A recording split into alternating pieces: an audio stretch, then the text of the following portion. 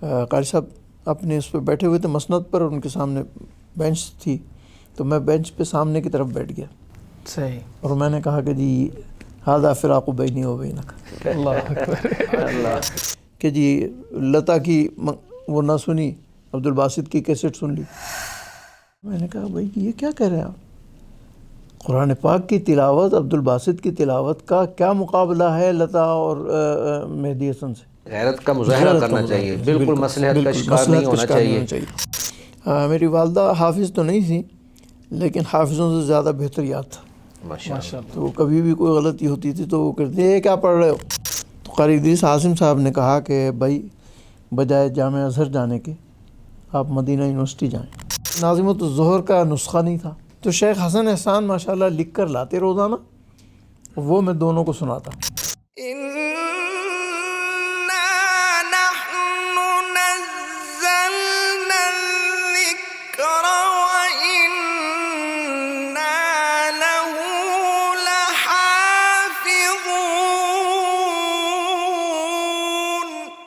السلام علیکم ورحمۃ اللہ وبرکاتہ. محدث میڈیا کے پلیٹ فارم سے میں ہوں آپ کا میزبان حافظ سعد الرحمان، اور آپ دیکھ رہے ہیں پروگرام بزم قرآن. ناظرین محترم، آج کے پروگرام کا آغاز بغیر کسی تمہید کے کروں گا، کیونکہ آج کی ہماری مہمان شخصیت کسی تعارف کی محتاج نہیں. آپ نہ صرف اپنی بلکہ ملک پاکستان کی بھی پہچان ہیں. میں آپ کے لیے تعارفی کلمات سوچ رہا ہوں، لیکن میرا ذہن اور میری زبان دونوں بیان کرنے سے قاصر ہیں. اس ایک شعر پر اکتفا کرتے ہوئے میں پروگرام کا آغاز کروں گا.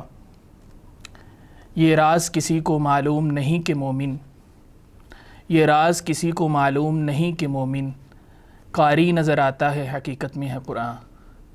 ہمارے ساتھ موجود ہیں فضیلت الشیخ ڈاکٹر احمد میاں تھانوی حفظہ اللہ تعالی. السلام علیکم ورحمۃ اللہ وبرکاتہ. وعلیکم السلام ورحمۃ اللہ وبرکاتہ. شیخ محترم کیسے ہیں آپ؟ الحمدللہ اللہ کا شکر. شیخ محترم، ہم آپ کے انتہائی مشکور ہیں کہ آپ نے اپنی گوناگوں مصروفیات میں سے کچھ وقت ہمیں عنایت فرمایا اور پروگرام بزم قرآن کو رونق بخشی، اور بزم قرآن کی پوری ٹیم صمیم قلب سے آپ کا شکریہ ادا کرتی ہے. میں بھی آپ کا شکر گزار ہوں کہ آپ حضرات نے مجھے بلایا، دعوت دی. ماشاءاللہ یہ تو آپ کی ذرا نوازی ہے، ہماری سعادت ہے کہ آپ نے ماشاءاللہ ہمارے طالب علموں کی دعوت پر لبیک کہا. ناظرین محترم، آج کا پروگرام کچھ مختلف نوعیت کا ہے. اگرچہ اس مختصر سے وقت میں شیخ محترم کی زندگی کے تمام تر حالات کا احاطہ کرنا مشکل ہے، لیکن ہم کوشش کریں گے کہ 1947 سے لے کر اب تک شیخ محترم کی زندگی کے ساتھ جڑے تمام تر واقعات کو جان سکیں. شیخ محترم، آپ کی پیدائش 1947 میں تھانہ بھون کی ہے، اور 1952 میں آپ پاکستان تشریف لائے. یقیناً یہ 5 سال کا عرصہ بھی بہت سی دھندلی یادیں رکھتا ہوگا. میری رہائش، میری پیدائش تھانہ بھون کی ہے. تھانہ بھون سہارنپور ضلع مظفر نگر کے علاقوں میں ایک ایسا مشہور قصبہ ہے کہ جہاں بڑی بڑی شخصیات، حضرت مولانا اشرف علی تھانوی، حضرت مولانا حاجی امداد اللہ صاحب، مہاجر مکی، یہ حضرات تھانہ بھون کی طرف منسوب ہیں. پیدائش میری 1947 25 نومبر 1947 کی ہے، اور ابتدائی عرصہ وہیں تھانہ بھون میں گزرا ہے. تھانہ بھون کے اس عرصے کا 5 سال کے عرصے کا کچھ ایک واہمہ سا ذہن میں ہے، اور وہ یہ ہے کہ تھانہ بھون ایک قصبہ تھا، اور وہاں مجھے جو آخری سفر جب ہم نے وہاں سے نکلنے کا کیا ارادہ، تو ہم حضرت تھانوی رحمۃ اللہ علیہ کا جو ایک خاص تقیہ کے نام سے ایک باغ تھا، جہاں ان کی قبر بھی تھی اور ہمارے سارے اکابرین کی مقابر تھیں، تو ہم یعنی پاکستان کے سفر سے پہلے وہاں سب گئے تھے. تو وہ مجھے ایک خاکہ سا کچھ ذہن میں ہے. اس کے بعد دہلی ایئرپورٹ پہ آئے، اور دہلی سے پھر پاکستان آئے. پاکستان آنے کا یہ سلسلہ ہمارا تاخیر سے اس لیے ہوا کہ 1947 کے بعد جو ہندوستان سے ہجرت کرنے والے لوگ تھے وہ بہت متاثر ہو رہے تھے، تو اس لیے ہمارے یہاں سے ارادہ نہیں ہوا۔ یہاں لیاقت علی خان جو ہمارے اس حلقے کے تھے، ان کا یہ اصرار تھا کہ وہ لوگ جو تحریک پاکستان میں مرکزی لوگ جو تحریک پاکستان میں تھے، چونکہ مولانا اشرف علی صاحب تھانوی رحمۃ اللہ علیہ مرکزی لوگوں میں سے تھے، تو ان کا خاندان نے ہجرت کیوں نہیں کی، تو ان کا تقاضا تھا کہ ہم لوگ ہجرت کریں۔ تو اس طرح سے پھر انہوں نے سردار عبدالرب نشتر سے کہا، انہوں نے انتظامات کیے اور ہم لوگ پاکستان آ گئے۔ یہاں الحمدللہ اس وقت کا بھی منظر، مجھے کچھ پاکستان میں آنے کا منظر یاد ہے۔ یہ قدیم ایئرپورٹ تھا، اس پر ہم اترے تھے، تو وہاں الحمدللہ لاہور کے بہت سے لوگ ہمارے استقبال کے لیے آئے تھے، کیونکہ مفتی محمد حسن صاحب بانی جامعہ اشرفیہ خود ایئرپورٹ پر تشریف لائے تھے، تو ان کی وجہ سے اور بھی سب لوگ آئے تھے، تو وہ ایک خاکہ سا ذہن میں ہے۔ ڈاکٹر احمد میاں تھانوی، مفتی جمیل احمد تھانوی، سعید احمد تھانوی، یہ تھانوی لقب ہے، ذات ہے، یہ کیا ہے؟ یہ نسبت ہے تھانہ بھون کی طرف، تھانہ بھون ایک قصبہ، اس قصبے کی طرف نسبت ہے، اور چونکہ اکابر سے قلبی تعلق ہے اور رشتہ داری بھی ہے، تو اس مناسبت سے تھانوی کا یہ مناسبت اس علاقے کی نسبت سے تھانوی۔ آپ پاکستان ہجرت کر کے آئے تو اس سے آپ کا گزران جو ہے وہ تو متاثر ہوا ہوگا؟ ہماری فیملی پاکستان ہندوستان میں متمول فیملی تھی، ہماری زمینیں تھیں، جائیداد تھی۔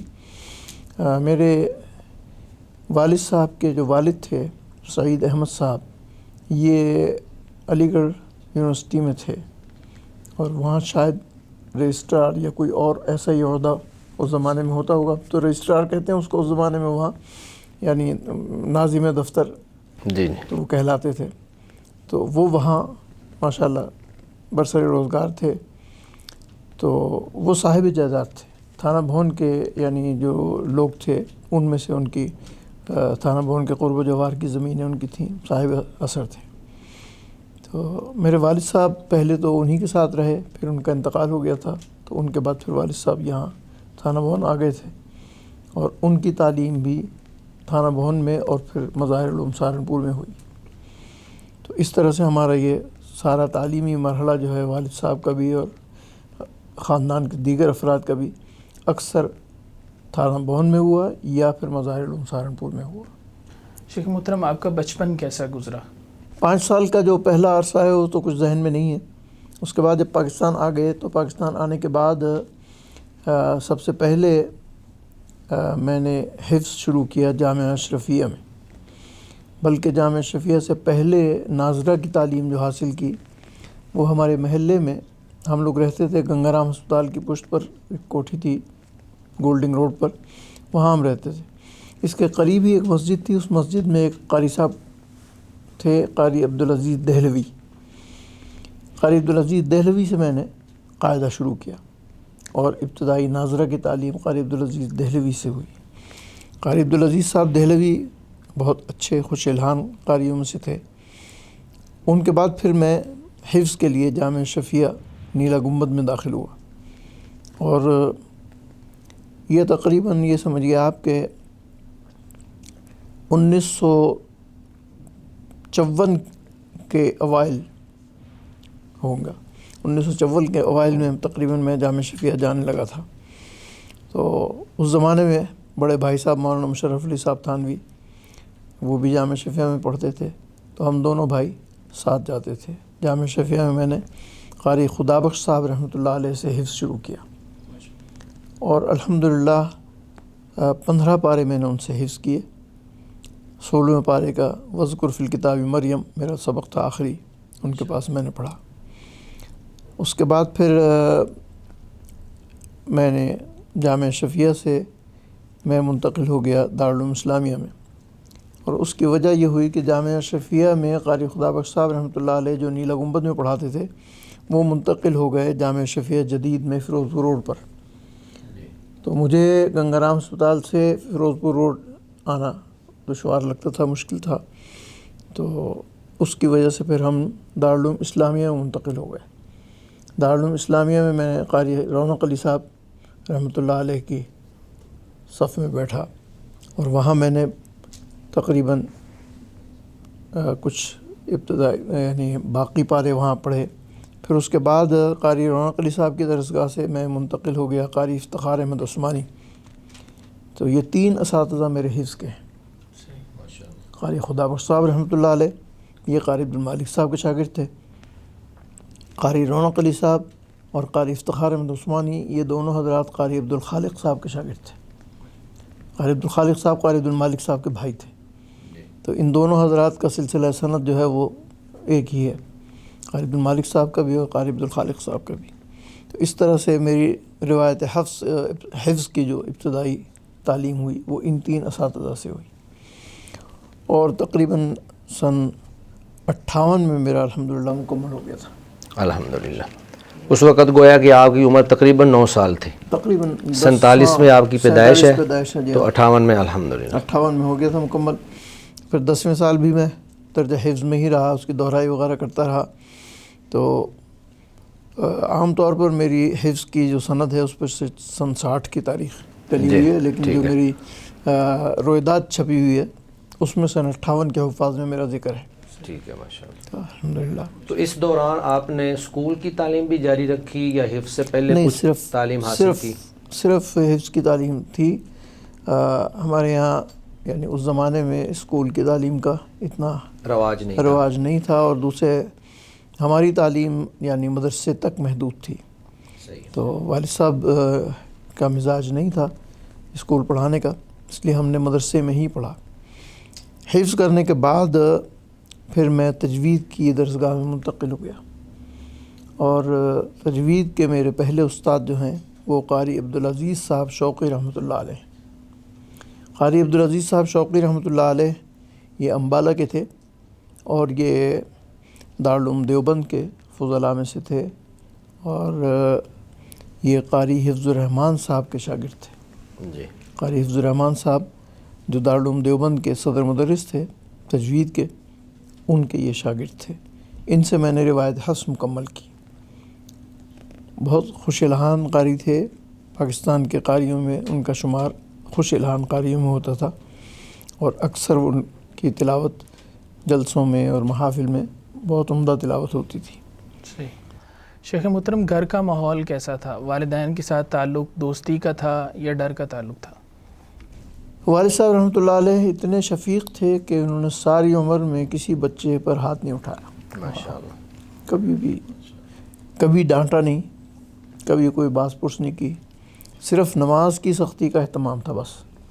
اور وہ بھی سختی اس طرح سے ہوتی تھی کہ فجر کی نماز کے لیے جب وہ جاتے تھے تو اٹھا کے جاتے تھے، بار بار اٹھاتے تھے، اور پھر آ کے پوچھتے تھے پڑھ لی نماز یا نہیں، اگر نہیں پڑھی تو پھر وہ کہتے تھے کہ جی نماز پڑھو۔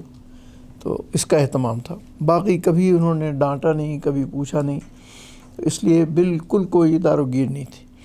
والدہ ان سے بھی زیادہ شفیق تھیں، البتہ نانی حضرت تھانوی رحمۃ اللہ علیہ کی جو اہلیہ تھیں چھوٹی، وہ ذرا سخت مزاج تھیں، اور سارے گھر پر اصل دار و گیر ان کی تھی، ان کا وہ تھا، اور والد صاحب بھی اسی لیے انہی کے اوپر چھوڑتے تھے، اور جب کوئی بات ہوتی تھی تو وہ کہتے تھے اماں سے ابھی کہتا ہوں۔ تو وہ ایک خوف تھا نانی کا، اور نانی ماشاءاللہ ڈانٹ ڈپٹ کرتی تھیں، دار و گیر کرتی تھیں، پوچھتی تھیں، لیکن گھر کا ماحول اتنا عمدہ تھا، اتنا خوبصورت تھا کہ کبھی کسی قسم کی کوئی سختی گھر میں نہیں محسوس ہوئی۔ صحیح، ماشاءاللہ۔ تو یہ آپ نے جو حفظ کیا، یہ آپ کا اپنا شوق تھا یا والدین کی ہی خواہش تھی؟ یا والدین کی بھی خواہش تھی، والد صاحب رحمۃ اللہ علیہ کی خواہش یہ تھی، بلکہ والد صاحب رحمۃ اللہ علیہ فرمایا کرتے تھے کہ میں حفظ نہیں کر سکا اپنے والد کے انتقال کی وجہ سے، والد کے انتقال کی وجہ سے ان کا حفظ رہ گیا تھا، تو ان کو ساری عمر اس کا افسوس رہا۔ انہوں نے الحمدللہ اپنے 4 بیٹوں کو حفظ کرایا، اور حفظ کے لیے انہوں نے محسوس کیا۔ باقی میرا ذاتی طور پر شوق جو تجوید و قرات کا ہے وہ میرا ذاتی شوق ہے، ہمارے گھر میں کسی کو اس کا شوق نہیں تھا، مجھے ذاتی طور پر اس کا شوق تھا، اور اس کی وجہ یہ تھی کہ میں بچپن سے عمدہ تلاوتیں سنتا آ رہا تھا، کوشش کر کے سنتا تھا، اور ہندوستان کے ریڈیو سے ایک رات کو تلاوت نشر ہوتی تھی 11:20 پر صدیق منشاوی کی. اچھا ماشاء تو میں بچپن سے اتنا لیٹ آپ اس کو جی سنتے تھے؟ اس وقت سے میں اس کو 11:20 ٹائم کافی لیٹ 11:20 ہمارے یہاں سونے کا ٹائم ہوتا ہے، لیکن میں اس کے انتظار میں جاگتا رہتا تھا. اور 11:20 پر وہ بھی ہمارے محلے میں کسی کا ریڈیو تھا، وہ چلاتا تھا وہاں سے. ہمارے پاس تو ریڈیو نہیں تھا، تو میں اس کی تلاوت کے انتظار میں ہوتا تھا. بلکہ بعض دفعہ والد صاحب رحمۃ اللہ علیہ عام طور پر عشاء کے بعد ایک مجلس ہی منعقد کرتے تھے، اس میں واقعات بزرگوں کے سناتے تھے. تو ایک مرتبہ والد صاحب نے کوئی واقعہ سنایا، اس پر سب ہنس پڑے. تو والد صاحب نے دیکھا کہ میں نہیں ہنسا، تو والد صاحب نے کہا کہ تم کہاں ہو؟ صحیح. تو میرا دھیان ادھر تلاوت کی طرف تھا. کب چلے تلاوت؟ ہاں، میں ذہن بالکل ادھر مشغول تھا. تو والد صاحب نے کہا کہ اس کا ذہن جو ہے وہ ادھر تلاوت کی طرف ہے. اور یہ تو یعنی بڑا انہماک ہوتا تھا. پھر یہ کہ جب پاکستان میں شیخ عبدالباسط آئے، شیخ خلیل حسری آئے، تو ان کو بھی میں نے براہ راست سنا اور بالمشافہ ان کی تلاوت سنی، جامع شفیہ میں بھی، مسجد بادشاہی مسجد میں بھی. یہ میرا بچپن کا ذوق تھا. اور بچپن سے ہی مجھے یعنی قاری خدا بخش صاحب رحمۃ اللہ علیہ بہت خوش الحان تھے، اور ان کی ایک تاکید یہ تھی کہ میں سبق بلند آواز سے یاد کروں. صحیح. چنانچہ میں باقاعدہ سبق یاد کرنے کے لیے کمرہ بند کر کے اور پوری بلند آواز سے سبق یاد کرتا. تو اس کی عادت میری بچپن کی یعنی جہری آواز سے پڑھنے کی ہے. تو الحمدللہ میں نے اپنے مشائخ سے، اپنے اساتذہ سے باقاعدہ تجوید کی ایک یعنی نقطہ اس کو سمجھا ہے اور سیکھا ہے. ماشاء اللہ. اچھا، یہ بلند آواز سے سبق یاد کرنے کے کیا فوائد تھے جو استاد جی کے ذہن میں تھے، یا آپ کو اس کے کیا فوائد محسوس ہوئے آج کی زندگی میں؟ آپ سمجھتے ہیں کہ اس کے آپ کیا اصل میں نتائج جب بیان کر آدمی سکتے ہیں؟ بلند آواز سے تلاوت کرتا ہے تو اس کا ذہن یکسو اپنی تلاوت کی طرف ہوتا ہے. باہر خارج سے کوئی چیز اس کے کان میں نہیں پڑتی. جی. جب وہ خود اتنی زور سے پڑھ رہا ہو کہ باہر کی کوئی آواز نہ سنے، تو اس میں جو یکسوئی پیدا ہوگی اور جو چیز مستحضر ہوگی وہ یقیناً محفوظ رہے گی. اس لیے بچپن سے ہی زور سے پڑھنے کی عادت تھی. اور اس سے غالباً تلفظ بھی انسان کا بہتر ہو جاتا ہے، بلند ہو جاتا ہے، ادائیگی اچھی ہو جاتی ہے. ادائیگی میں پھر دوسری یہ کہ اگر کوئی غلطی ہوتی ہے تو نشاندہی ہو جاتی ہے. کوئی دوسرا بتا دیتا ہے کہ بھئی یہ غلط پڑھ رہے ہو، ٹھیک کر لو. میری والدہ حافظ تو نہیں تھی، لیکن حافظوں سے زیادہ بہتر یاد تھا. ماشاء اللہ. تو کبھی بھی کوئی غلطی ہوتی تھی تو وہ کہتے ہیں یہ کیا پڑھ رہے ہو، اچھا ماشاء اللہ. وہیں سے وہ آواز دیتی تھی. حالانکہ دوسرے کمرے میں ہوتی تھی، ہاں صحیح. لیکن وہ پھر دیکھنا پڑتا تھا کہ کیا غلطی ہو رہی ہے. تو اس طرح کیونکہ والدہ اور نانی دونوں کا معمول تھا صبح 10 پارے پڑھنے کا. ماشاء اللہ ماشاء اللہ. وہ اول وقت میں فجر کی نماز پڑھتی تھی، اور فجر کے بعد دونوں تلاوت کے لیے بیٹھتی تھی، اور ناشتہ جو ہے وہ پارے جب مکمل ان کے ہو جاتے تھے تب ناشتہ بنتا تھا. اللہ اکبر. سبحان اللہ. ماشاء اللہ. شیخ محترم، آج کے اور جس دور میں آپ نے حفظ کیا، ان دونوں کے طریقہ تدریس میں کیا فرق ہے؟ اصل میں ہمارے دور میں سب سے بڑی بات یہ تھی کہ اساتذہ خود سبق کہلاتے تھے. صحیح. اس کا نتیجہ یہ تھا کہ ہم نے استاد کا لہجہ استاد سے سیکھا، استاد کی آواز سے سیکھا، اور استاد کے سامنے ہم بلند آواز سے سبق دہراتے تھے. اس وقت میں بھی کوئی غلطی ہوتی تھی تو استاد نشاندہی کر دیتے تھے. آج کے دور میں جو سبق کہلانے کا رواج ہے وہ ختم ہو گیا. اساتذہ نشاندہی کر دیتے ہیں، یہاں سے یہاں تک مطالعہ دیکھ لو. تو اس کا نتیجہ یہ ہوتا ہے کہ اگر بچہ غلط یاد کر لے تو وہ غلط ہی یاد ہوتا ہے. بعد میں اس کو درست کرنا مشکل ہو جاتا ہے. بہت مشکل سے غلطی درست ہوتی ہے. تو ہمارے اساتذہ ایک تو یہ کہ دونوں چیزیں سیکھنے کو ملتی تھی. ایک تو ان کا لہجہ سیکھنے کو ملتا تھا، ان کے ادا سیکھنے کو ملتی تھی، اور باقاعدہ تلفظ کی ادائیگی ہماری اپنی درست ہو جاتی تھی جو ہم ان کے سامنے سنا لیتے تھے. آپ نے کتنے عرصہ میں حفظ مکمل کر لیا تھا؟ ہمیں تقریباً 9 سال 9.5 سال کی اس عمر میں تھا میں. یعنی کہ آغاز سے لے کر حفظ کی تکمیل تک؟ یہ 6 سال کی عمر میں تقریباً شروع کیا، اور 3 سال 3.5 سال تقریباً 3 سال. تقریباً 3.5 سال مکمل کر لیا. آج کل یہ دیکھا جاتا ہے کہ یہ ایک پایا جاتا ہے کہ جلدی جلدی حفظ کیا جائے، تو کیا اس دور میں بھی یہ ایک ٹرینڈ موجود تھا یا نہیں تھا؟ نہیں، والد صاحب رحمۃ اللہ علیہ، میرے چھوٹا بھائی جو ہے وہ حفظ میں بہت لیٹ ہو گیا، تو والد صاحب نے اس کے استاد کو یہ کہا کہ آپ اس کی طرف سے پریشان مت ہوں۔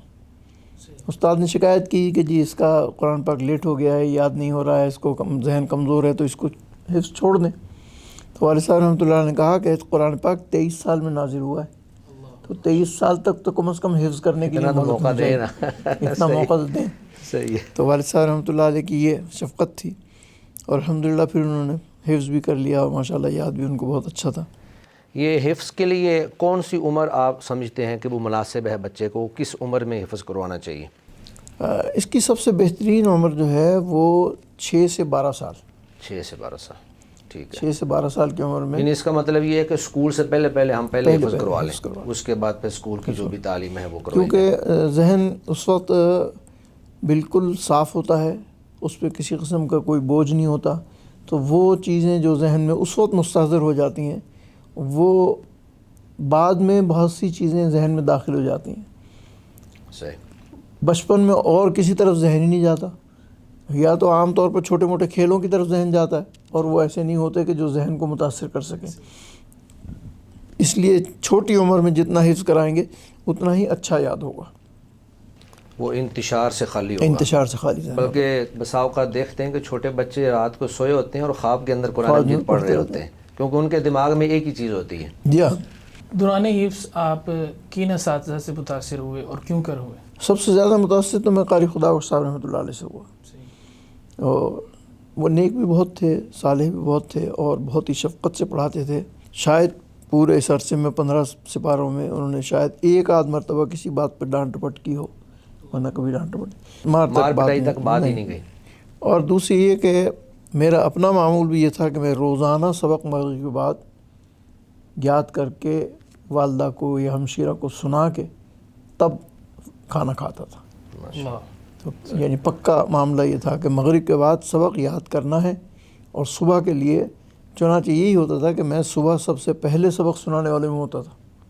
کبھی کسی موقع ہوا کسی دوسرے نے لے لیا ہو، ورنہ اول وقت میں سناتا تھا۔ تو یہ قاری خدا بخش صاحب کی شفقت کا آپ نے ماشاءاللہ تذکرہ کیا کہ پورے 15 سپاروں تک مار تک جانا تو دور کی بات ہے، صرف 1-2 دفعہ ڈانٹ ڈپٹ ہوئی۔ تو آپ کیا سمجھتے ہیں ہمارے ہاں آج کل قرآن کرام جو کئی ایک بچوں پہ تشدد کرتے ہیں یا مار پٹائی کا ماحول ہوتا ہے، آپ کا اس حوالے سے کیا موقف ہے؟ آپ ان کو کیا اصلاح کرنا چاہیں گے؟ اساتذہ کو شفقت اور محبت کا مظہر ہونا چاہیے۔ آپ آج دیکھ لیجئے کہ میری عمر 75-76 سال ہو گئی ہے، میں آج تک ان کی شفقت کو یاد کرتا ہوں۔ تو وہ شفقت جو ہے وہ طالب علم کو ساری عمر یاد رہتی ہے، محبت یاد رہتی ہے، محبت یاد رہتی ہے۔ صحیح۔ اور سختی اور مار پیٹ سے طالب علم میں ایک نفرت پیدا ہوتی ہے، نفرت پیدا ہو جاتی ہے۔ تو اس سے گریز کرنا چاہیے۔ اساتذہ کو ہمیشہ ایسی محبت کا اور ایسی شفقت کا اظہار کرنا چاہیے کہ جس سے وہ طالب علم جو ہے وہ خوش رہے۔ آپ کا مزاج کیسا تھا؟ مطلب بچپن میں بچے شرارتیں کرتے ہیں، تو کیا آپ کے اندر بھی یہ چیز پائی جاتی تھی؟ میری یعنی طبیعت میں کھیل کود کی طرف زیادہ رجحان نہیں تھا۔ صحیح۔ بچپن سے ہی رجحان جو تھا وہ یہی تھا کہ قرآن پاک کی تلاوت کرنی ہے، قرآن پاک کی تلاوت سننی ہے، یہی ایک ذوق بچپن سے تھا۔ تو عام طور پر لوگ پتنگ بازی کرتے تھے، اس زمانے ہمارے دور میں بہت پتنگ بازی ہوتی تھی، میں کبھی پتنگ بازی میں دلچسپی نہیں لی، تو نہیں کبھی بچے مل کے اکٹھے ہو گئے تو کبھی چلا گیا، لیکن کبھی کچھ زیادہ شوق اس کا نہیں رہا، بس شوق میرا یہ تھا۔ تو جب میں بڑا ہو گیا تو اس کے بعد پھر میں نے کیسٹیں اور یہ تلاوتیں، اس زمانے میں ہمارے یہاں کیسٹیں تو نہیں ہوتی تھی، وہ گرام فون ریکارڈ پر تلاوت آتی تھی، جی۔ تو اس سے میں تلاوتیں سنتا تھا، اور اس کو ریڈیو سے تلاوت سنتا تھا، وہی ایک ذوق تھا۔ گویا کہ بچپن سے لے کر آج تک جی، اللہ نے ایک ہی ذوق دیا ہے، اور یہ بہت بابرکت اور مبارک ذوق ہے۔ اکثر اساتذہ جو ہیں وہ طالب علم کو نصیحتیں کرتے رہتے ہیں تربیت کے لیے، تو آپ کو کوئی نصیحت یاد ہو کسی استاذ محترم کی؟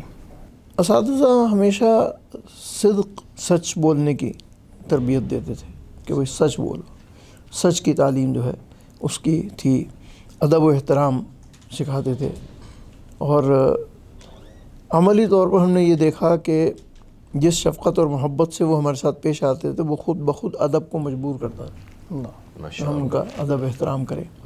تو اساتذہ کا ادب احترام. اور والد صاحب رحمۃ اللہ علیہ یہ فرمایا کرتے تھے کہ قرآن پاک سے متعلق جتنی چیزیں ہیں ان سب کی تعظیم کرو. قرآن پاک کی تعظیم، قرآن پاک کا جزدان اس کی تعظیم، اور اسی طرح سے قرآن پاک کی رحل جس پہ قرآن پاک رکھ کے پڑھتے تھے، یا وہ پھٹی جس کے اوپر قرآن پاک رکھا جاتا تھا. اللہ اکبر. یہاں تک کہ والد صاحب فرماتے تھے کہ کبھی اس پھٹی کے اوپر پیر رکھ کر مت کھڑے ہونا. تو اس کی وہ تعظیم کرتے تھے. جزدان کے بارے میں وہ کہتے تھے، بچے عام طور پر آپ نے دیکھا ہوگا جزدان کو لپیٹ کے گیند بنا کے اور اس سے کھیلتے کھیل رہے ہوتے ہیں. تو وہ اس پر سخت ناراض ہوتے تھے. فرماتے تھے کہ نہیں، یہ قرآن پاک کے ادب کے خلاف ہے. تو قرآن پاک کی تعظیم، اس سے متعلق جتنی بھی چیزیں ہیں ان کی تعظیم، قرآن پاک کو صاف ستھرا رکھنا، اور اگر خدا نخواستہ کوئی ورقہ پھٹ گیا ہے تو اس کو ٹھیک کرنا اور اس کی اصلاح کرنا.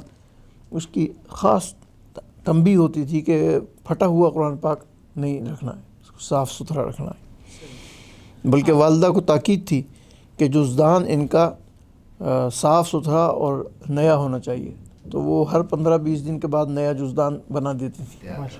آپ نے بتایا کہ حفظ سے پہلے آپ اسکول کی طرف نہیں گئے، تو حفظ کے بعد بھی آپ نے اسکول کا رخ کیا یا مدرسے کی طرف؟ بالکل اسکول کی تعلیم بالکل بھی حاصل ہی نہیں کی. صحیح. تو ماشاءاللہ آپ نے پی ایچ ڈی کی ڈگری حاصل کر لی ہے، تو وہ پھر کس بیس پر آپ نے حاصل کی؟ یہ بھی بڑا عجیب اتفاق ہے کہ میں نے یہاں پاکستان میں درس نظامی کی تعلیم حاصل کی جامعہ شفیع لاہور سے، اور تجوید القراءت دارالعلوم اسلامیہ سے، اور پھر تجوید القرآن سے قاری اظہار احمد صاحب تھانوی رحمۃ اللہ علیہ سے قراءت سبع پڑھی. یہ سب پڑھنے کے بعد پاکستان میں اسلامک یونیورسٹی ضیاء الحق صاحب نے قائم کی. تو اسلامک یونیورسٹی کا جو خاکہ تھا وہ ڈاکٹر محمود احمد غازی میرے بھتیجے بھی تھے اور دوست بھی تھے، ہم دونوں بچپن کے دوست تھے. تو ڈاکٹر محمود غازی نے یہ خاکہ بنایا تھا. تو میں نے محمود غازی سے کہا کہ اس خاکے میں قراءات کی تعلیم نہیں ہے. صحیح. تو انہوں نے کہا ٹھیک ہے، ہونی چاہیے. تو میں نے ضیاء الحق صاحب کو ایک خط لکھا. انہوں نے پھر اس کے لیے محمود غازی سے کہا کہ جی قراءات کی تعلیم کو اس میں شامل کیا جائے. چنانچہ انہوں نے پھر کلیت الدعوہ میں قسم القراءات کا ایک شعبہ رکھا. پھر اس شعبے کے لیے اساتذہ کی ضرورت ہوئی. اساتذہ کے لیے وہ ہم سے کہا گیا کہ بھئی افراد دیں. تو اس لیے میں اس زمانے میں چونکہ اتحاد القراء پاکستان کا جنرل سیکریٹری تھا تو میں نے مختلف حضرات کے نام دیے. اس میں میرا اپنا نام بھی تھا، قاری اظہار احمد صاحب تھانوی کا نام بھی تھا، قاری عبدالملک صاحب کا نام بھی تھا، اور اسی طرح سے یہاں قاری فاروق احمد صاحب تھے ان کا نام بھی تھا، اور بہت سے لوگ جتنے احباب سے مجھے معلومات ملتی ہیں ان کا میں نام بھیجے. تو اسلامک یونیورسٹی نے قاری اظہار احمد صاحب تھانوی رحمۃ اللہ علیہ کو منتخب کیا علم القراءات کی تعلیم اور تدریس کے لیے، اور مجھے انہوں نے اسکالرشپ دی. تو اسکالرشپ انہوں نے مجھے دی جامعہ ازہر مصر کی. تو میں قاری اظہار صاحب کے پاس پڑھتا تھا اور قاری اظہار صاحب کے پاس جاتا تھا. قاری ادریس عاصم صاحب قاری اظہار صاحب کے شاگردوں میں سے تھے، ممتاز شاگردوں میں سے تھے. تو وہاں بیٹھے ہوئے تھے قاری اظہار صاحب کے پاس، تو ذکر آ گیا میرا کہ میں جامعہ ازہر کے لیے میرا اسکالرشپ ملا. تو قاری ادریس عاصم صاحب نے کہا کہ بھائی بجائے جامعہ ازہر جانے کے آپ مدینہ یونیورسٹی جائیں. تو میں نے کہا میرے تو سارے کام مکمل ہو چکا ہے، اسکالرشپ اناؤنس ہو گئی ہے، باقاعدہ اس کا ہو گیا، نوٹیفیکیشن ہو گیا.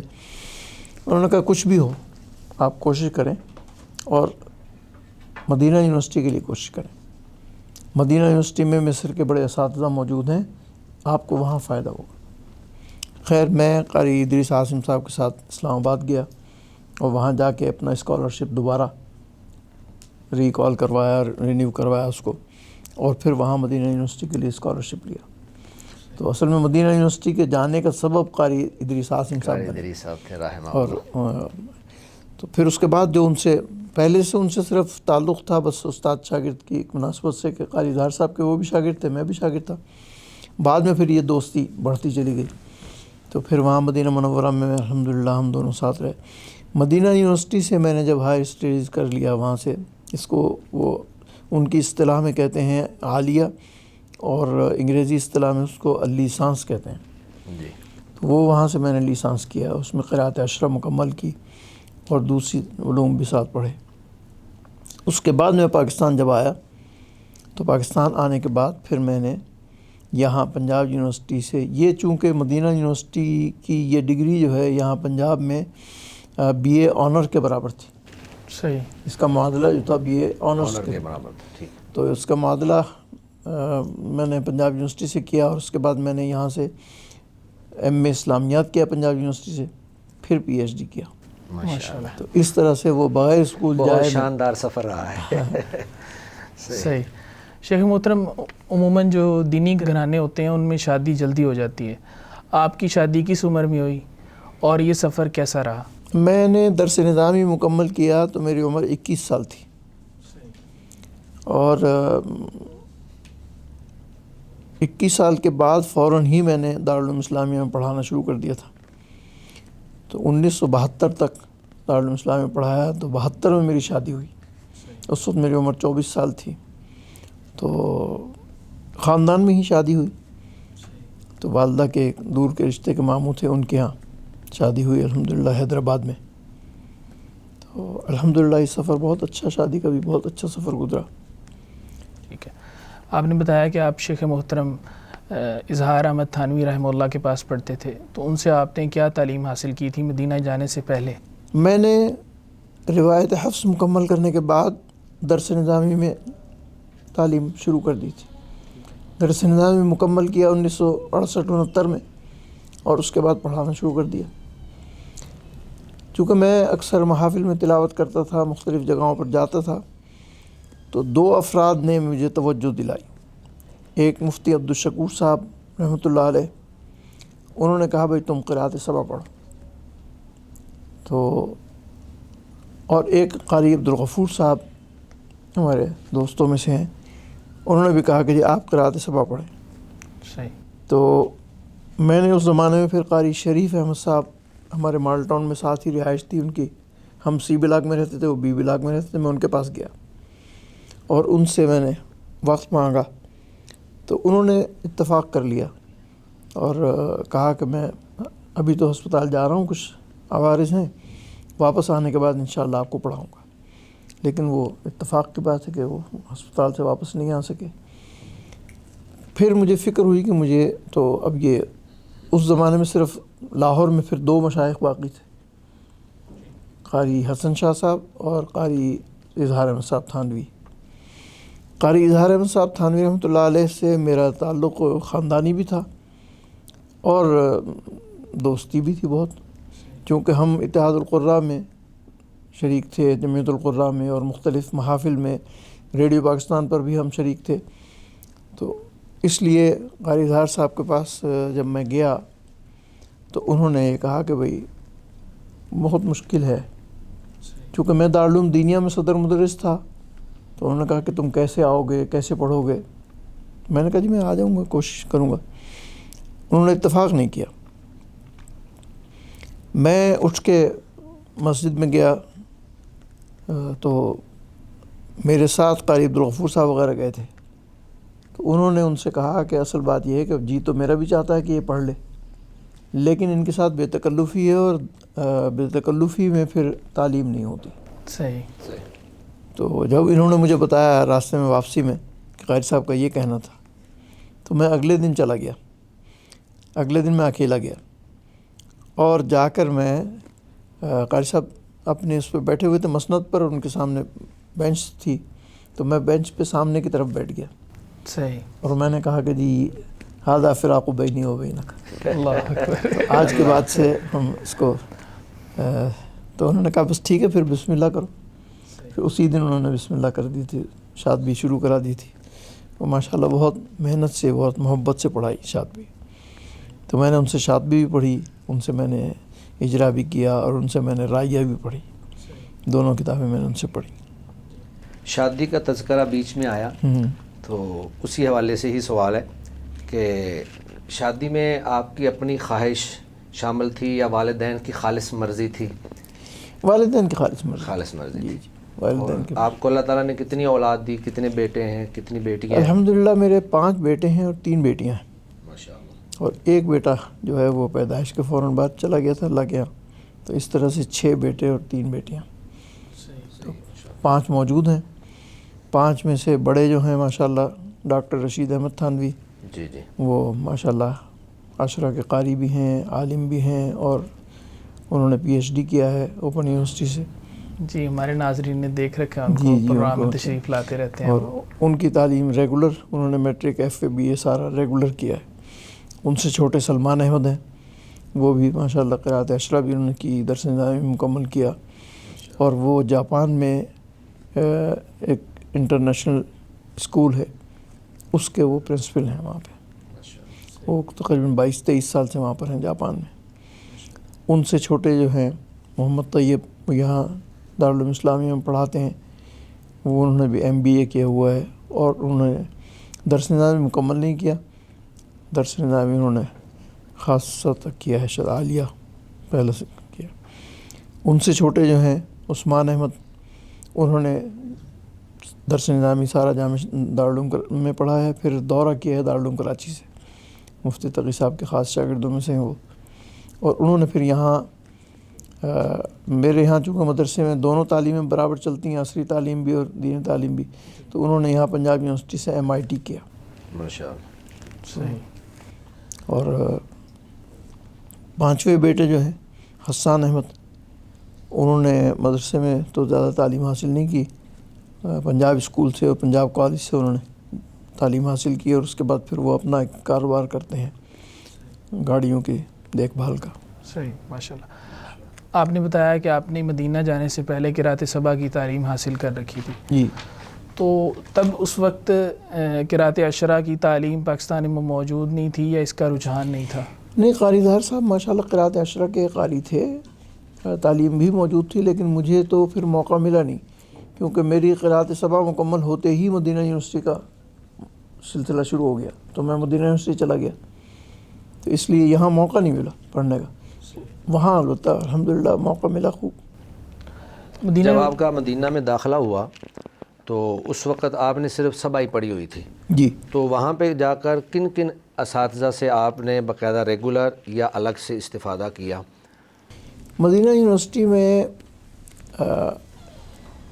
یعنی کلیت القرآن الکریم کا جو منہج ہے وہ تمام علوم پر مشتمل ہے۔ جی، تمام علوم قرآن پر جی، تمام علوم قرآن پر مشتمل ہے، تو اس میں قراءت سبع بھی ہے، اس میں اور قراءت ثلاثہ بھی ہے، اس میں علم الرسم بھی ہے، علم عدد الآیات بھی ہے، علم الضبط والشکل بھی ہے، علم توجیہ القراءات بھی ہے۔ یہ سب قراءات کے جتنے بھی علوم تھے وہ سارے وہاں موجود تھے۔ علم الصرف، علم النحو بھی اس کا حصہ تھا، تفسیر بھی حصہ تھا، اسی طرح سے حدیث بھی تھی۔ تو حدیث میں بھی انہوں نے یعنی 4 سال کے نظام میں ان کے مکمل طور پر تفسیر، حدیث، یہ سب چیزیں موجود تھیں۔ میرا رجحان چونکہ قراءت کی طرف بہت زیادہ تھا، تو اس کی وجہ سے میں زیادہ تر ان علوم میں دلچسپی لیتا تھا، باقی بس پاس ہونے کی حد تک رکھتا تھا۔ صحیح۔ باقی سارے کام جو تھے وہ سارے صرف پاس ہونے کی حد تک ہوتے تھے، لیکن ان میں میرا رجحان یہ تھا کہ 100% نمبر خوب لینا محنت ہے، کرنی ہے۔ صحیح۔ تو اس میں محنت کرتا تھا میں الحمدللہ۔ قراءت میں بھی، رسم میں بھی، ہر چیز کو میں نے بڑی توجہ سے پڑھا اور اساتذہ سے بھرپور استفادہ کیا۔ کلیے کے تمام اساتذہ سے میں نے بھرپور استفادہ کیا، اور خارج میں نے کچھ مشائخ سے پڑھا۔ شیخ عبدالفتاح مرصفی مدینہ یونیورسٹی کے بڑے مشائخ میں سے تھے، میں نے ان سے گھر پر جا کر قراءت ثلاثہ پڑھی اور الدرۃ المضیہ حرفاً حرفاً پڑھی۔ اسی طرح سے میں نے قاری فتح محمد صاحب پانی پتی رحمۃ اللہ علیہ، جو مدینہ منورہ میں مسجد نبوی میں آرام فرماتے تھے، تو ان کو میں نے الدرہ کی ایک اردو شرح تھی قاری عبداللہ صاحب الہ آبادی کی، وہ میں نے حرفاً حرفاً ان کو سنائی، اور اس کے ساتھ پھر میں نے ان کو عشرہ میں جمع میں سنایا، تو سورہ توبہ تک میں نے ان کو سنایا تھا، پھر میری واپسی ہو گئی تھی، تو اس پر انہوں نے مجھے اجازت دے دی تھی۔ آپ کے معاصرین میں کون جو نامور شیوخ شامل ہیں؟ معاصرین میں مدینہ یونیورسٹی میں تو احباب تھے، قاری ادریس عاصم صاحب تو ہم سے سینئر تھے، 1 سال آگے تھے، قاری ابراہیم محمدی ہم سے 1 سال پیچھے تھے، اور ان کے ساتھ قاری یوسف شفیع تھے وہاں پر، مدنی ہیں، جو بعد میں کلیت القرآن کے مدیر بھی رہے ہیں، اور مولانا عبدالرشید خلیق صاحب آپ کے سینئر میں سے تھے؟ ہاں، مولانا عبدالرشید صاحب تو ہم سے پہلے فارغ ہوتے ہیں۔ اچھا، پہلے فارغ ہوئے تھے۔ بلکہ وہاں مدینہ یونیورسٹی میں جب میں گیا ہوں تو ابتداءً ان سے تعارف ہوا، تو انہوں نے بھی مجھے یہی کہا کہ آپ کلیت القرآن کو اختیار کریں، کلیت القرآن میں آپ کو فائدہ رہے گا بہت۔ تو اس زمانے میں وہ میرے خیال میں ان کا بس فراغت کا دور تھا وہ، جب ہم گئے ہیں، تو ان سے ملاقات وہاں تو کم ہی رہی ہے، پھر یہاں پاکستان میں آ کر ان سے ملاقاتیں زیادہ ہوئی ہیں۔ صحیح۔ تو وہاں کے اساتذہ میں سے کن اساتذہ سے آپ زیادہ متاثر ہوئے، یا ان کے بحر علمی نے آپ کو متاثر کیا؟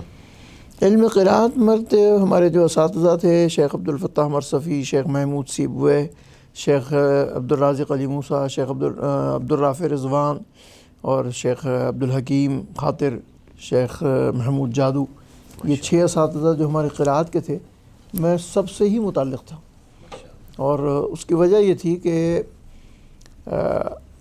ہم نے کلیت القرآن میں دوران تعلیم اذاعت القرآن کے لیے ایک پروگرام ریکارڈ کروایا تھا، دروس من القرآن کریم کے نام سے۔ یہ بھی عجیب اتفاق ہے کہ میں اس کا محرک ہوں۔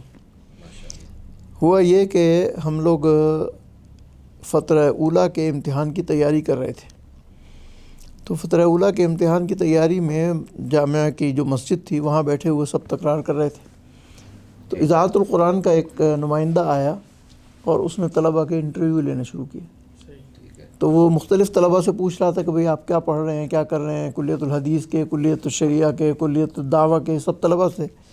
تو اس نے دیکھا کہ میں 4-5 طالب علموں کو لے کے بیٹھا ہوا ہوں اور میں ان کو قرأت مشق کرا رہا ہوں، سکھا رہا ہوں، اجرا ممکنہ امتحان میں آنے والی آیات کا وہ کرا رہا تھا۔ تو وہ میرے پاس بھی آیا، تو اس نے پوچھا کہ آپ لوگ کیا کر رہے ہیں؟ ہم نے کہا ہم کلیت القرآن الکریم کے طالب علم ہیں اور ہم قرأت کا اجرا کر رہے ہیں۔ تو وہ سنتا رہا جو ہم اجرا کر رہے تھے، تو اس نے کہا کہ کیا یہ ہم ریکارڈ کر سکتے ہیں؟ میں نے کہا آپ کر لیں۔ تو اس نے کہا کہ آپ سورۃ الفاتحہ کا اجرا کر دیں۔ تو میں نے سورۃ الفاتحہ کا اجرا کیا اور وہ ریکارڈ کر لیا اس نے۔ تو وہ ریکارڈ کرنے کے بعد وہ چلایا انہوں نے اذاعت القرآن سے۔ جب اذاعت القرآن سے وہ چلا اور اس میں وہ قرأتیں لوگوں کے سامنے آئیں، تو لوگوں کا تقاضا ہوا کہ بھئی یہ قرأت کی تعلیم تو سلسلہ ہونا چاہیے۔ تو 2-4 دن کے بعد مدیر اذاعت القرآن جو ہے وہ ہمارے کلیت القرآن میں آئے، اور ہمارے جو وہ تھے دکتور عبدالعزیز قاری، عمید کلیت القرآن، ان سے انہوں نے ملاقات کی اور ان سے بتایا کہ اس طرح سے ہم نے آپ کے بچوں کو ایک پروگرام نشر کیا ہے، تو عوام کی طرف سے یہ مطالبہ ہے کہ اس کو باقاعدہ ایک تنظیم شکل دی جائے۔ تو عمید نے مجھے بلا لیا، تو مجھ سے پوچھا کہ تم نے، اب وہاں ایک خوف بھی تھا، ہمارے عمید بڑے سخت تھے، خوف یہ تھا کہ پتہ نہیں ڈانٹ ڈپٹ ہوگی کیا ہو، کیوں بلایا۔ تو انہوں نے کہا کہ یہ لوگ یہ چاہتے ہیں کہ یہ پروگرام نشر کیا جائے، تو اس کی کیا ترتیب ہوگی؟ تو میں نے عرض کیا کہ اس طرح سے ہو سکتا ہے کہ ہم 4-5 طلبہ منتخب کر لیے جائیں اور اساتذہ منتخب کر لیے جائیں، تو اساتذہ ساتھ بیٹھیں، ہم پڑھتے جائیں گے، وہ ہم سے پوچھتے جائیں کہ کس کی روایت پڑھ رہے ہو کیا۔ اس طرح سے وہ پروگرام الحمدللہ نشر ہوا اور بہت چلا، حتیٰ کہ اب تک اس کو 40 سال ہو گئے، 35 سال سے زیادہ ہو گئے، اب تک وہ نشر ہوتا ہے۔ یعنی وہ آپ کی ریکارڈنگ ہی ابھی تک نشر ہو رہی ہے؟ جی، ہماری ریکارڈنگ چل رہی ہے۔ اس کے بعد انہوں نے اس کو چلانا چاہا لیکن وہ باقی چل نہیں سکا۔ ہمارے دور میں تھا، قاری ادریس عاصم تھے، قاری ابراہیم میر محمدی تھے، ہم 3 آدمی مرکزی کردار تھے۔ ماشاءاللہ، صحیح۔ 3 تو ہم مرکزی کردار تھے، ہمارے ساتھ انہوں نے معاونین لگا رکھے تھے، کیونکہ 20-20 منٹ کے 2 پروگرام ہم کرتے تھے اور 20 منٹ کا ایک پروگرام تیسرا آدمی کرتا تھا ہمارے ساتھ. تو اس میں عام طور پر یہ ہوتا تھا کہ ایک دن میرے 2 پروگرام ہیں اور ایک کوئی اور ہے, ایک دن قاری ادریس عاصم کے 2 پروگرام ہیں اور ایک ان کے ساتھ کوئی اور معاون ہے. اس طرح سے ہم 3 آدمی جو تھے وہ مرکزی تھے, قاری ابراہیم مین محمدی اور قاری ادریس عاصم اور میں, اور ایک صاحب تھے بنگلہ دیش کے قاری محمود الحسن, ان کی بھی کافی ریکارڈنگ ہے. یوسف شفیع مکہ مدینہ منورہ کے قاریوں میں سے ہیں, وہ بھی تھے. اصل میں اس میں اذاعت القرآن کے اس پروگرام میں قرأت کا استحضار بہت چاہیے تھا. جہاں قرأت کا استحضار وہاں آواز کی خوبصورتی بھی چاہیے تھی. تو اتفاق کی بات یہ ہے کہ ہم تینوں حضرات کی, چونکہ یہاں پاکستان میں ہم نے باقاعدہ تجوید پڑھائی تھی, سیکھی تھی, تو ہماری تجوید عمدہ تھی, بہتر تھی. اس لیے ہمارا انتخاب تو تجوید کی بنیاد پر ہو گیا تھا, اور قرأت میں بھی ہمارا استحضار اچھا تھا. تو ہم لوگ تینوں حضرات جو تھے وہ یعنی قرأت میں بھی الحمدللہ یہ کہ بہت کم ہماری غلطیاں آتی تھیں. دوسرے حضرات جو تھے ان کو باقاعدہ ہمیں تیار کرنا پڑتا تھا. ہماری ذمہ داری ہوتی تھی کہ جو ان کے حصے میں 20 منٹ ہیں وہ 20 منٹ کی ہم تیاری ان کو کروا کے لائیں. تو اس طرح سے الحمدللہ یہ ہم تینوں حضرات کی کوششوں سے یہ پروگرام چلتا رہا. پھر قاری ادریس عاصم صاحب مکے چلے گئے تو ایک کم ہو گئے. پھر جب میں فارغ ہو گیا تو میں پاکستان آ گیا. پھر قاری ابراہیم صاحب اکیلے رہ گئے. پھر قاری ابراہیم صاحب نے بھی چلایا اس کو, ان کے بعد بھی کافی عرصے تک چلتا رہا, لیکن وہ بات اس میں پیدا نہیں ہوئی. وہ بلکہ قاری ابراہیم صاحب چونکہ میں نے بھی قرأت ان کے پاس ہی پڑھی ہے, تو ایک واقعہ اسی ریکارڈنگ کا ہی سناتے ہیں. کہتے ہیں جی روایت ورش پڑھنی تھی اور اس کے اندر مدات بھی مد بدل بھی کافی تھی, اور ہر مد پہ طول کے ساتھ پڑھنا تھا. تو اب وہ ایک آیت کو کئی مرتبہ انہوں نے پڑھا, پھر جا کے وہ ایک آیت جو ہے مکمل ہوئی. تو وہ ایک اندازہ ہوتا ہے کہ کافی مشکل کام تھا, کافی محنت سے کام ہوا. صحیح. شیخ محترم, آپ نے ذکر کیا کہ آپ نے قرأت سبا پاکستان سے پڑھی, اس کے بعد آپ نے شیخ عبد الفتاح المرصفی سے ثلاثہ میں اجازہ لیا. اس کے علاوہ آپ کے پاس کون سے اجازات آپ کے پاس موجود ہیں؟ میں نے الحمدللہ میرا ایک مزاج یہ رہا ہے کہ میں جہاں بھی گیا مشائخ سے میں نے استفادہ کیا. جو بھی اساتذہ مجھے ملے میں نے ان سے استفادہ کیا. میں نے مختلف اسفار کیے ہیں مسابقات کے سلسلے میں. تو دبئی میں بھی میں گیا ہوں, مسابقہ جائزہ دبئی میں بھی 2004 میں شریک تھا. تو 2004 میں یہ ہوا کہ میں اور دکتور ایمن سوید ایک ہی فلور پر تھے, پاس ان کے دونوں کمرے تھے. تو دکتور ایمن سوید نے مجھے دکھایا کہ انہوں نے رائیہ کی تحقیق کی ہے, وہ نسخہ انہوں نے مجھے دکھایا. تو میں نے دیکھا, اس کو بہت اچھا تھا, مجھے بہت اچھا لگا. تو میں نے کہا کہ شیخ آپ نے رائیہ کس سے پڑھی؟ تو انہوں نے کہا کہ میں نے تو شیخ عیون السود سے پڑھی ہے. ماشاءاللہ. شیخ عبدالعزیز عیون السود جو تھے یہ شام کے اکابر قراء میں سے تھے. تو مجھے اسی وقت یہ خیال ہوا کہ ان سے اس کی اجازت لی جائے.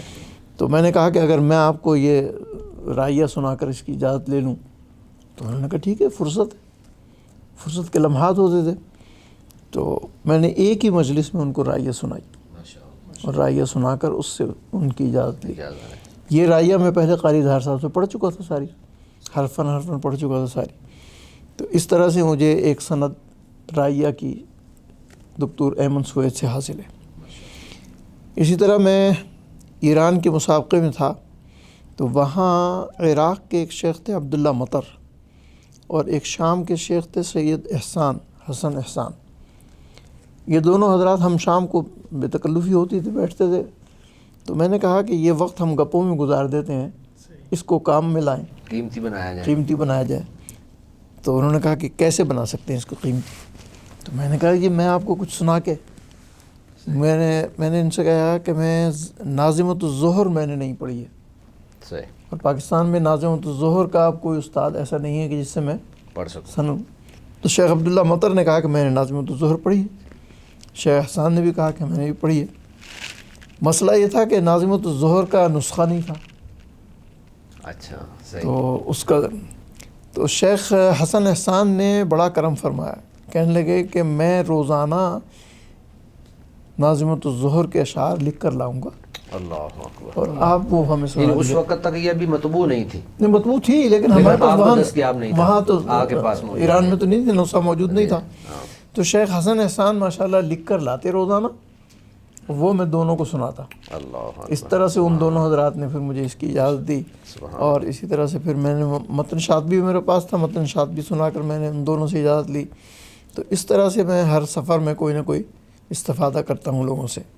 میرے اس علمی سفر میں مدینہ منورہ میں ایک دفعہ میرا قیام لمبا تھا، تو وہاں احباب نے درخواست کی کہ جی میں ان کو کچھ اجازت دوں، سناؤں. تو اسی دوران دکتور اکرم بخاری وہاں کے مسجد نبوی کے مشائخ حدیث میں سے ہیں، وہ بھی آ گئے. انہوں نے بھی کہا کہ جی کچھ وقت ہمیں دیں. تو میں نے ان کو سنایا اور انہوں نے مجھے سنایا. یہ تبادلہ سند ہوا. ماشاءاللہ. جی انہوں نے مجھے سنایا اور میں نے ان کو سنایا. جو عشرہ کبریٰ کی سند میں نے ان سے لی، میں نے ان کو سنایا. اتحاف فضلاء البشر اس وقت میرے پاس تھی، میں نے اتحاف فضلاء البشر سنائی ان کو. تو اتحاف فضلاء البشر سن کر انہوں نے مجھے اس کی اجازت دی عشرہ کبریٰ کی. اور اسی طرح سے میں نے دکتور الیاس برماوی، انہوں نے بھی مجھ سے اجازت لی مختلف چیزیں سنا کر. میری اپنی ایک تصنیف ہے معرفت الوقوف، جی وہ انہوں نے سنائی اور سنا کے اس کی اجازت لی. اسی طرح سے میں نے چونکہ شیخ عبدالرازق علی موسیٰ سے علم عدد الآیات پڑھا ہے، اور اس میں فرائض الحسان جو ہے وہ میں نے ان سے پڑھی ہے. تو شیخ عبدالرازق علی موسیٰ شاگرد ہیں براہ راست شیخ عبدالفتاح قاضی کے. تو اس طرح سے میں ایک واسطے سے عبدالفتاح قاضی کا شاگرد ہوں. تو پھر وہ اکثر لوگ اب مجھ سے وہ فرائض الحسان پڑھتے ہیں، کیونکہ علم عدد الآیات میں سند جو ہے وہ عالی ہے. عالی ہے اس میں. جی ماشاءاللہ. تو الحمدللہ میرے پاس عدد الآیات میں ناظمۃ الظہر کی سند بھی ہے اور یہ فرائض الحسان بھی ہے. صحیح ماشاء اللہ. آپ نے ذکر کیا کہ آپ نے شیخ احمد سے ہاں جی. رائیہ کا جو ہے وہ اجازہ حاصل کیا، تو کیا یہ سند عالی ہے؟ اگر عالی ہے تو کس قدر عالی ہے یہ؟ یہ بہت عالی سند ہے. شیخ احمد سوید نے پڑھا ہے عبدالعزیز عیون السود سے، انہوں نے علی زبا سے، انہوں نے خطیب شعار سے، انہوں نے متولی سے. ماشاء اللہ بہت عالی سند. بہت عالی. جی بالکل ایسے. اسی طرح آپ نے ذکر کیا کہ آپ نے شیخ عبدالفتاح المرصفی کا اور شیخ عبدالفتاح القاضی کا. اکثر جب عبدالفتاح نام سنتے ہیں تو یہ ایک پیدا ہو جاتا ہے مغالطہ کہ یہ دونوں ایک ہی ہیں، صاحب فریدہ ہیں. صاحب شیخ عبدالفتاح قاضی جو ہیں وہ صاحب بدور الظاہرہ ہیں، الوافی ان کی شرح ہے. یہ ہمارے کلیت القرآن کے رئیس تھے، رئیس قسم القراءات تھے. میں نے ان کا یعنی پہلا سال جب ہمارا تھا تو وہ اس وقت تھے، دوسرے سال میں ان کا انتقال ہو گیا تھا. ان کے بعد پھر شیخ محمود سیب رئیس قسم القراءات بنے. شیخ عبدالفتاح قاضی سے میں نے براہ راست کچھ نہیں پڑھا. صحیح. شیخ عبدالفتاح مرصفی جو تھے وہ ہمارے یعنی شیخ محمود سیبوے کے بعد دوسرے نمبر پر ان کا نام تھا. شیخ عبدالفتاح مرصفی بڑے محقق آدمی تھے، بہت مدقق اور محقق، اور مخطوطات پر ان کی بڑی نظر اور تحقیقات پر بہت باریک نظر تھی. ان سے میں نے دو چیزوں میں استفادہ کیا. ایک تو یہ کہ میں نے ان سے قراءت ثلاثہ پڑھی، اور قراءت ثلاثہ میں عبدالرۃ المزیہ حرفاً حرفاً پڑھی. اور میرا ایک مخطوطہ تھا جس کی میں تحقیق کر رہا تھا، الافہام فی باب وقف حمزہ و ہشام. یہ مخطوطہ میں نے کلیت القرآن کے زمانے میں تحقیق کیا تھا آخری سال میں. اس کے وہ مشرف تھے. تو اس طرح سے مجھے ان سے اس اشراف کی وجہ سے بہت فائدہ ہوا. ان کے ساتھ بیٹھنا مجلس میں، ان سے بہت سے مسائل معلوم کرنا، علم قراءت پر بہت ان کی چونکہ بڑی دقیق نظر تھی، اور ان کی یعنی وسعت قلبی کے یہ عالم تھا کہ کوئی مسئلہ ہم اگر ان سے پوچھتے تھے تو وہ ما لہ و ما علیہ مکمل بیان کرتے تھے. ماشاءاللہ. بہت تفصیل سے بیان کرتے تھے. جی ماشاءاللہ. آپ نے اپنی زندگی کے تعلیمی مراحل اور اجازات اور مدینہ یونیورسٹی کے اندر پڑھنے کے حوالے سے بہت ساری چیزیں بتائیں. تو آج کل ہمارے ہاں پاکستان کے اندر بھی ایک تعلیمی نظام موجود ہے. یہاں بھی قراءات کے متعدد ادارے جو ہیں وہ کام کر رہے ہیں. تو آپ یہ بتائیں کہ مدینہ یونیورسٹی میں جو نظام تھا قراءات پڑھانے کا اور جو پاکستان میں پڑھانے کا ایک طریقہ کار ہے، اس میں آپ کوئی بنیادی فرق محسوس کرتے ہیں یا ایک جیسا ہی ہے، اور ان میں سے بہتر کون سا ہے؟ مدینہ یونیورسٹی میں ہمارے دور میں تو بہت اعلیٰ نظام تھا، اگرچہ اب وہ نہیں ہے لیکن وہ اعلیٰ نظام تھا، اور مشائخ بھی بڑے بڑے تھے. ان مشائخ سے استفادہ کرنا جو تھا بڑا، ہم بہت خوش قسمت لوگوں میں سے ہیں جنہوں نے ایسے مشائخ سے استفادہ کیا ہے کہ جو بڑے عالی سند والے تھے. ماشاءاللہ. مثلا شیخ عبدالفتاح مرصفی شیخ احمد زیات کے شاگرد ہیں. شیخ احمد زیات خلف حنیدی کے شاگرد ہیں، حنیدی متولی کے شاگرد ہیں. ماشاءاللہ. تو اتنی عالی سند، تین واسطوں سے متولی تک پہنچ جاتے ہیں. جی. شیخ عبدالرافع رضوان سے ہم نے استفادہ کیا. شیخ عبدالرافع رضوان نے احمد زیات سے پڑھا، احمد زیات نے خلف حنیدی سے، حنیدی سے. تو یہ بڑی عالی سندیں ہیں. تو اس اچھا، وجہ یہ سے آپ کے سارے، میں آپ کی بات کاٹ رہا ہوں، یہ سارے اساتذہ مصری تھے یا ان میں سے کچھ سعودی یہ بھی مصری تھے؟ تھے، مصری تھے سارے. مصری ساتھ. جی. تو شیخ عبدالفتاح مرصفی تحقیقی آدمی تھے اور وہ باریک بین تھے. شیخ عبدالرافع رضوان کی خوبی یہ تھی کہ انہیں متون شاطبی، درہ حفظ یاد تھے، ماشاءاللہ. پانی کی طرح. حافظہ مضبوط. بہت ان کا حافظہ مضبوط تھا. ان سے ہم نے بہت استفادہ کیا. یعنی ابویات جب پڑھنا شروع کرتے تھے تو باب پورا پڑھ دیتے. ان کی اسی اس سے دلچسپی سے مجھے بھی یہ شوق ہوا کہ ہم اب شاطبیات کریں. صحیح. چنانچہ میرے ساتھی تھے، اللہ تعالیٰ مغفرت کرے، قاری عطاء الرحمن، ہم نے یہ معاہدہ کیا کہ ہم روزانہ جتنے اشعار یاد ہوں گے اس کا دور کریں گے. تو ہم مسجد نبوی میں بیٹھ جاتے تھے اور دور کرتے تھے، شاطبی کا دور کرتے تھے پارے کی طرح. جیسے پارے کیا ذوق ہے اور کیا شوق ہے، اللہ ہم سب کو یہ عطا فرمائے. تو یہ الحمدللہ ہم نے کوشش کی، اسی لیے شاطبی مجھے الحمدللہ بہت اچھی طرح سے یاد رہی. الحمدللہ درہ بھی یاد رہی. تو الحمدللہ اللہ تعالیٰ نے فضل فرمایا. اور الحمدللہ اللہ کی توفیق سے سب ممکن ہے. تو مدینہ یونیورسٹی سے واپسی کے بعد جب آپ پاکستان تشریف لائے تو آپ نے یہاں پہ عملی میدان میں قدم رکھا، تو کہاں سے کیسے اس سلسلے کو آگے بڑھایا؟ جب مدینہ یونیورسٹی گیا تو دارالعلوم دینیہ میں صدر مدرس تھا. جی. تو واپس آنے کے بعد مجھے مولانا مشرف علی صاحب تھانوی جو میرے بڑے بھائی تھے، دارالعلوم اسلامیہ کے محتمم تھے، ان کا شدید تقاضے پر میں واپس آیا تھا. تو پھر میں نے دارالعلوم اسلامیہ میں پڑھانا شروع کر دیا. دارالعلوم اسلامیہ میں بیٹھ گیا میں. اور یہاں چونکہ نظام یہ درس نظامی کا مدرسہ نہیں تھا، یہ مدرسہ تھا تجوید و قرات کا. پاکستان کے مشہور مدارس میں سے تجوید و قرات کا مدرسہ تھا. تو میں نے بھائی صاحب سے کہا کہ میری خواہش یہ ہے کہ ہر قاری عالم بھی ہو اور ہر عالم قاری بھی ہو.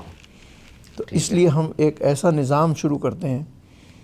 تو انہوں نے کہا ہے بہت مشکل، کیونکہ قاری ضرورت تو ہے، اس سے اشکال نہیں ہے.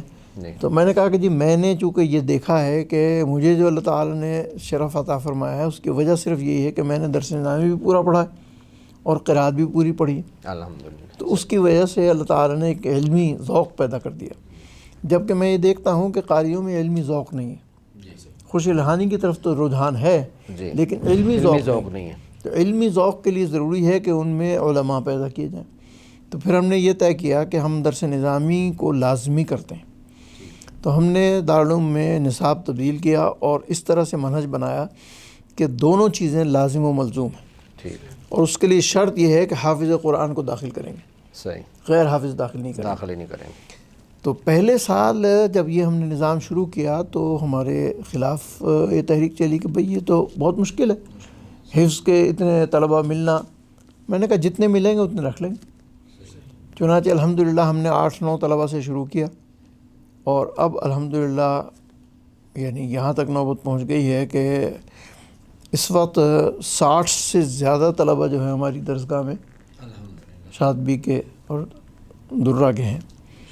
اور 4 سال میں ہمارے یہاں شاطبی ہوتی ہے. تو اب اس سے آپ اندازہ لگا لیجئے کہ 4 سال میں ہر کلاس میں 50, 55, 60 کی تعداد ہے. الحمدللہ. تو الحمدللہ یہ کہ 200-250 بچہ جو ہے وہ قرات پڑھ رہا ہوتا ہے. درس نظامی کو شامل کرنے سے یہ فائدہ ہوا کہ ان طلباء میں جو ایک خرابی پیدا ہوتی تھی وہ تھی حسن قرات کی وجہ سے تعلی ہو جانا، جی غرور و تکبر ہو جانا. تو وہ غرور اور تکبر اور تفاخر قاریوں میں بہت تھا. اس کا توڑ یہ تھا کہ ان کو علمی طور پر مضبوط عالم بنایا جائے، ان کا تفاخر اور تکبر توڑا جائے. تو وہ الحمدللہ اس کا بڑا فائدہ ہوا. چنانچہ ہمارے مدرسے سے جو فاضل ہیں وہ سب کے سب عالم ہیں. یعنی کوئی بھی طالب علم جو ہے وہ جو قرات پڑھے گا وہ درس نظامی مکمل پڑھے گا، جو درس نظامی پڑھے گا وہ قرات ضرور پڑھے گا. اس کا ایک نقصان میرے ذہن میں بھی آ رہا ہے کہ عام طور پہ ہوتا یہ تھا کہ قراء جو ہیں وہ علماء کے اوپر تہمت لگاتے تھے کہ ان کو قرآن پڑھنا نہیں آتا، اور علماء جو ہیں وہ قراء کو کہتے ہیں ان کو سمجھنا نہیں آتا، ان کو فہم نہیں ہے، ان کو سمجھنا نہیں آتا. وہ مسئلہ بھی حل ہو گیا. وہ الحمدللہ یہ کہ اب ہمارے مدرسے سے جو فاضل ہوتے ہیں وہ الحمدللہ سمجھ بھی رہے ہوتے ہیں اور پڑھ بھی رہے ہوتے ہیں. اچھے. پھر ایک تیسرا مرحلہ آیا ہے اور وہ آیا 1988-89 میں. میں نے جمعہ کی تقریر میں جیو R1 میں خطیب تھا، سرکاری مسجد تھی، تمام سرکاری افسران، تمام چیف جسٹس، چیف سیکرٹری وغیرہ سب نمازی ہوتے تھے. میں نے اسلامی نظام پر تقریر کی، ایک تسلسل سے 3-4 ہفتے تقریر کی. تو ایک ایڈیشنل چیف سیکرٹری تھے ماہر جیون خان، دیندار آدمی تھے، بہت نیک آدمی تھے، صالح آدمی تھے. تو انہوں نے مجھ سے تقریر کے بعد کہا کہ قاری صاحب، اسلامی نظام ایسے جاری نہیں ہوگا جیسے آپ کہہ رہے ہیں. صحیح. اسلامی نظام جاری کرنے کے لیے رجال کار چاہیے. انہوں نے کہا کہ میں مثال دے رہا ہوں، مثال اچھی نہیں ہے لیکن ہے حقیقت کہ خمینی انقلاب لایا تو اس کے پاس رجال کار تھے، اس کا انقلاب کامیاب ہو گیا. پاکستان میں ضیاء الحق صاحب اسلام لائے، کامیاب نہیں ہوا کیونکہ رجال کار نہیں تھے. اگر انہوں نے رجال کار پہلے تیار کر لیے ہوتے اور افراد تیار کر لیے ہوتے تو وہ کامیاب ہو جاتے.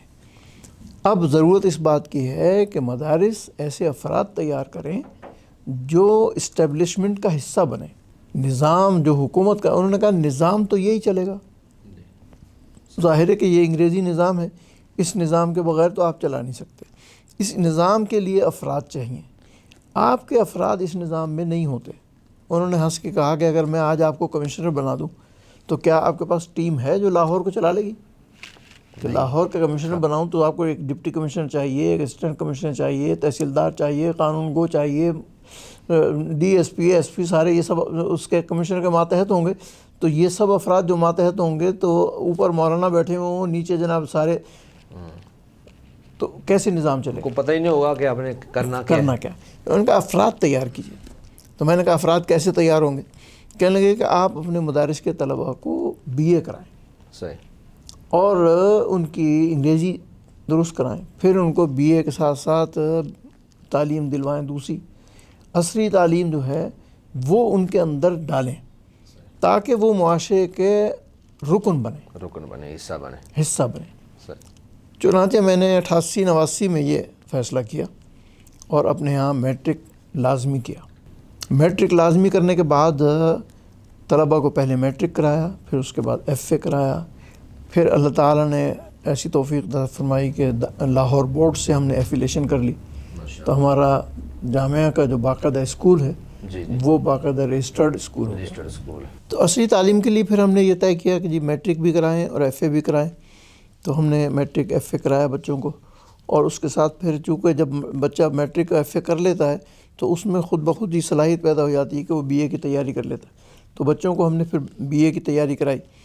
اس میں ہم نے یہ کیا کہ BA کے لیے ہم نے مدرسے کی کوئی لازمی پابندی نہیں کی، بلکہ طلباء سے خود کہا کہ آپ BA کی تیاری خود کریں، البتہ ہم ایک انگلش ٹیچر آپ کو دیں گے. تو ایک انگلش ٹیچر ہم نے ان کو دیا اور اس کے ساتھ ساتھ انہوں نے BA کی تیاری کی.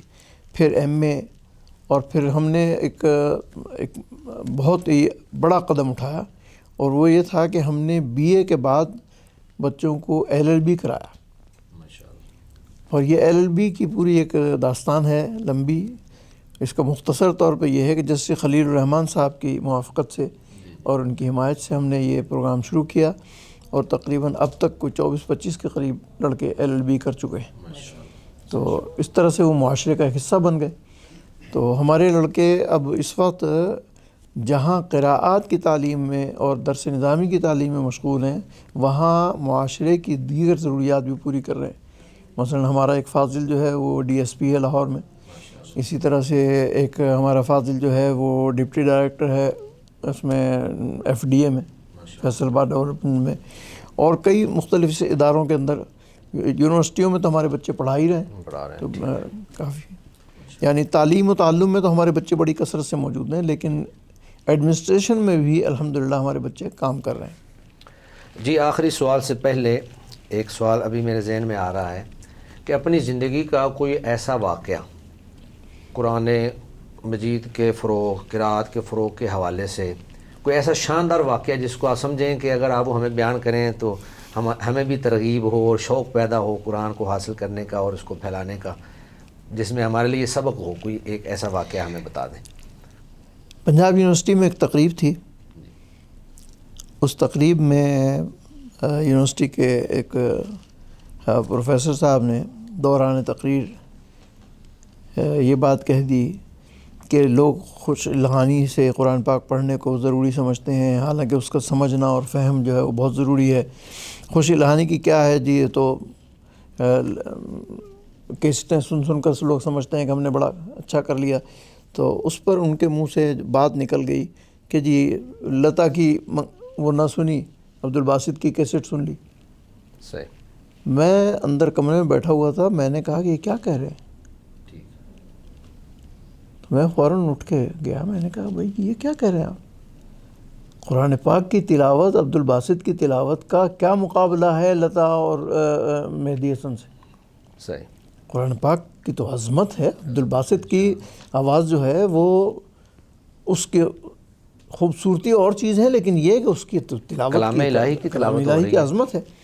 اس پر مجھے بہت شدید غصہ آیا اور میں اس تقریب سے اٹھ کر چلا آیا۔ میں نے کہا میں اس تقریب میں شرکت نہیں کروں گا جہاں قرآن پاک کی یہ توہین ہو کہ آپ نے اس کو لتا کی اس سے کیسٹ سے ملا دیا۔ خیر انہوں نے بیچاروں نے بہت معذرت بھی کی، بعد میں یہ ہوا، میں نے کہا کہ نہیں آپ اس کی باقاعدہ اسٹیج پر معذرت کریں کہ قرآن پاک کے کو اس طرح سے نہیں۔ آپ عبدالباسط کی تلاوت کے بارے میں آپ کا یہ کہنا کہ جی وہ خوش الہانی ہے اور وہ ظاہر، میں نے کہا ہمیں کیا معلوم کہ کسی کے دل میں کیا ہے، ہم تو اس کا ظاہر دیکھ رہے ہیں نا، ہم تو ظاہر تلاوت سن رہے ہیں، تو ہمارے نزدیک تو وہ قرآن کی عظمت ہے، ہم قرآن پاک کی اس تلاوت کو اس کی عظمت سے قرآن سمجھ کر اس سے دیکھ رہے ہیں۔ تو یہ واقعہ اس میں ہمارے بہت سے احباب تھے، سب نے کہا کہ ہاں جی، تو یعنی ہمیں ایسے معاملات میں غیرت کا مظاہرہ کرنا چاہیے، بالکل مصلحت کا شکار نہیں ہونا چاہیے۔ اور پھر اللہ رب العزت نے ان کو ایسی آواز دی تھی کریم عبدالباسط صاحب کو کہ آواز سن کر ہی کتنے لوگ جو ہیں وہ مسلمان ہو گئے۔ تو یہ یعنی ہمیشہ سے میرا ایک یہ معمول رہا ہے کہ قرآن پاک سے میری جو تعلق ہے عظمت کا اور محبت کا، وہ قطعاً کوئی بات ایسی برداشت نہیں کرتا۔ الحمدللہ۔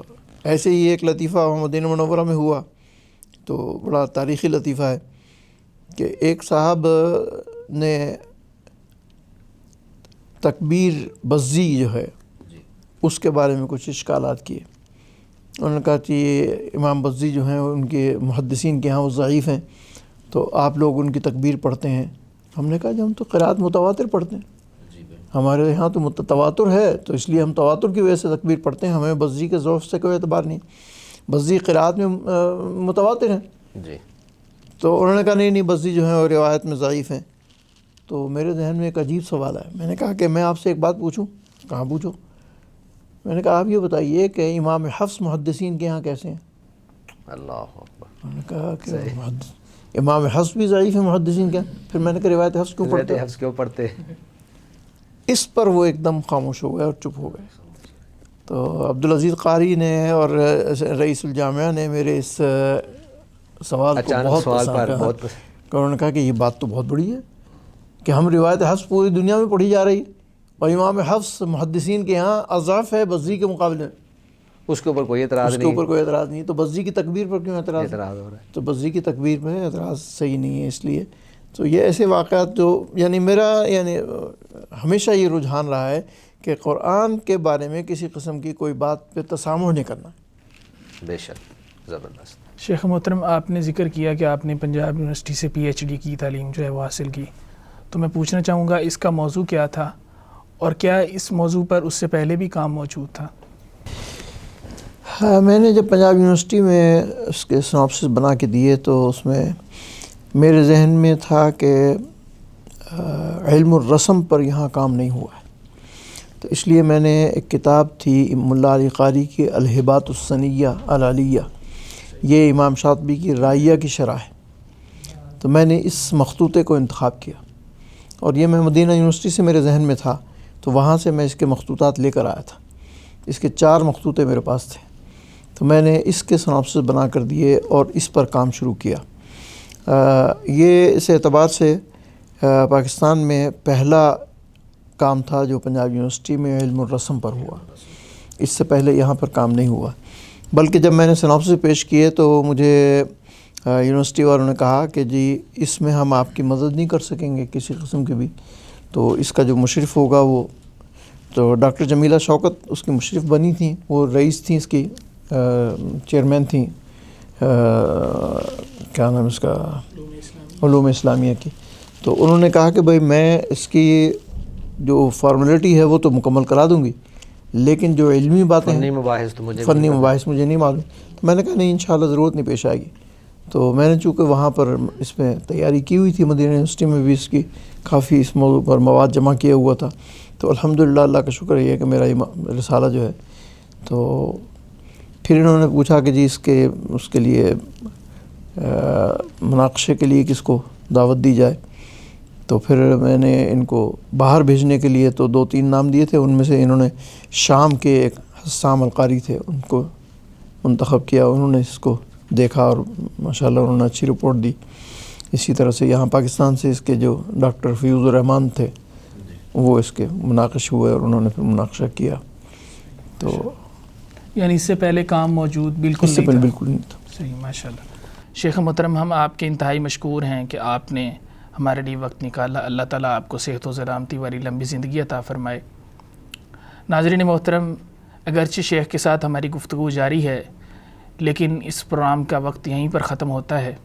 آئندہ پروگرام میں ہم شیخ محترم کی خدمات کے متعلق جاننے کی کوشش کریں گے، اور اسی کے ساتھ مجھے اجازت دیجیے اور جڑے رہیے محدث میڈیا کے ساتھ۔ السلام علیکم ورحمۃ اللہ وبرکاتہ۔